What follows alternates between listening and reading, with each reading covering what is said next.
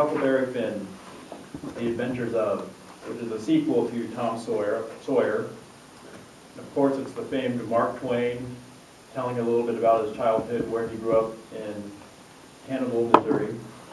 But The Adventures of Huckleberry Finn, looking into it, that book was actually, that novel has been banned throughout some school districts for various reasons, because of some racial prejudice in that book.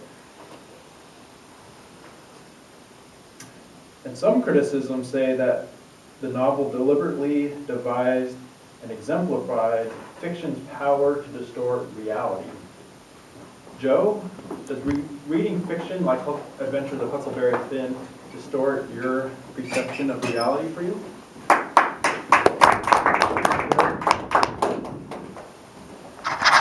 It would be difficult to be honest to you all right now and say I read Huckleberry Finn back when I was a kid. I remember The Catcher in the Rye, kind of went over my head from high school. I do remember picking up snippets of the book just a few years ago, and I wanted to kind of understand with the historical context what was really going on there.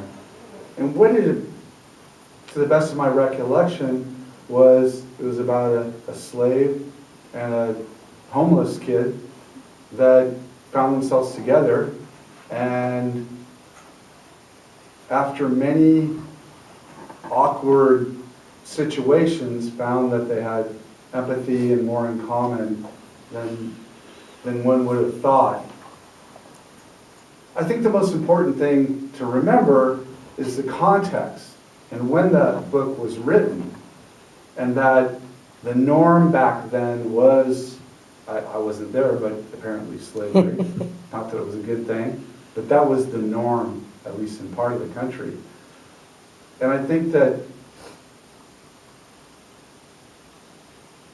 you have to really focus on the context to understand, and not judge the book so much, and is it relevant, and is it racist or whatever. But back then, it was somebody who was educated and enlightened who was trying to communicate a difficult subject at the time.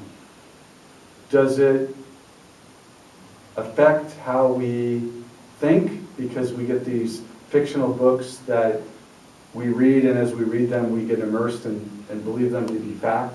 Perhaps. I think that that's a broader conversation.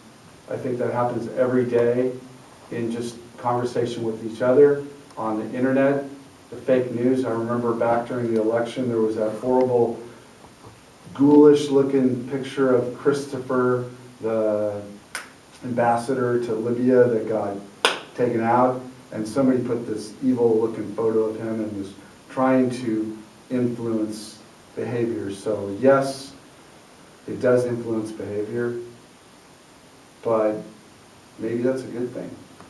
Thanks for asking.